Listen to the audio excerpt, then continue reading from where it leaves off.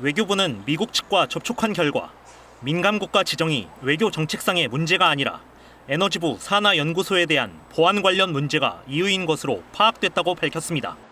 민감국가 지정과 관련해 정부가 미국 측의 입장을 확인해 밝힌 건 처음입니다. 정부는 한국 연구원들이 미 에너지부 산하연구소 등에서 출장이나 공동 연구를 진행하다 보안 규정을 어긴 사례가 적발되는 등의 실무적 이유로 민감 국가 명단에 포함된 것으로 파악하고 있습니다. 외교부는 미국은 해당 리스트에 등재되더라도 한미 공동 연구 등 기술 협력에는 큰 영향이 없을 거라고 확인했다며 미국 정부 기관들과 문제 해결을 위해 계속 노력할 것이라고 전했습니다. 정부는 명단에서 철회되도록 미국과 협의한다는 방침이지만 다음 달 15일 발효까지 시한이 촉박해 가능할지는 불투명합니다.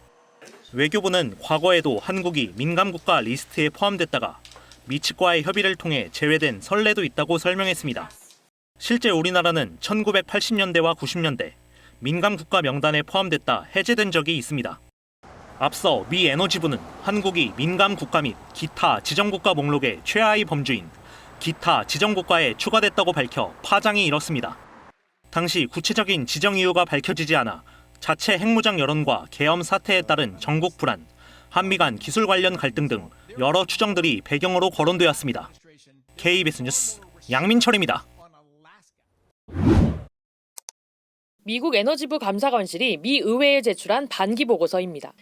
아이다호 국립연구소의 도급업체 직원이 수출이 금지된 원자로 설계도를 소지하고 한국으로 향하는 항공기에 탑승하려다 적발돼 해고됐습니다. 감사관실은 2023년 10월부터 지난해 3월까지 업무 성과를 소개하며 이 사건을 첫 번째 사례로 거론했습니다.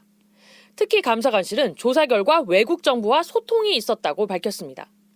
구체적 내용을 설명하진 않았지만 한국 정부와 소통이 있었다는 얘기로 풀이됩니다. 미국 측은 이 사례를 여러 보안 규정 위반 가운데 하나로 설명한 걸로 전해졌습니다. 다만 복수의 정부 소식통은 미국 측의 어떤 보안 규정이 문제가 됐는지 구체적으로 설명하지 않았고 감사관실 사례가 유일한 보안 문제는 아니라고 전했습니다. 미국 측의 보안 우려를 해소해야 하는 상황에서 당장 안덕근 산업통상자원부 장관이 이번 주 미국을 방문합니다.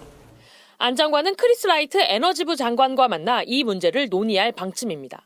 한편 미국 정부도 에너지부의 소관부처 외에는 한국의 민감국가 지정 사실을 인지하지 못하고 있었다고 소식통들은 전했습니다. 내부 규정에 해당하는 데다 전임 바이든 정부 말미에 이뤄져 미국 정부도 정확한 사실관계를 파악하는 데 시간이 걸렸다는 관측이 나옵니다. 미국 측에서 정책이 아닌 보안기술 문제라고 설명한 만큼 한미 간 협의가 가능하다는 관측입니다. 다만 내부 절차 등의 문제로 한국을 명단에서 제외하기까진 시간이 더 걸릴 수 있다는 전망도 나옵니다. 워싱턴에서 KBS 뉴스 김지숙입니다.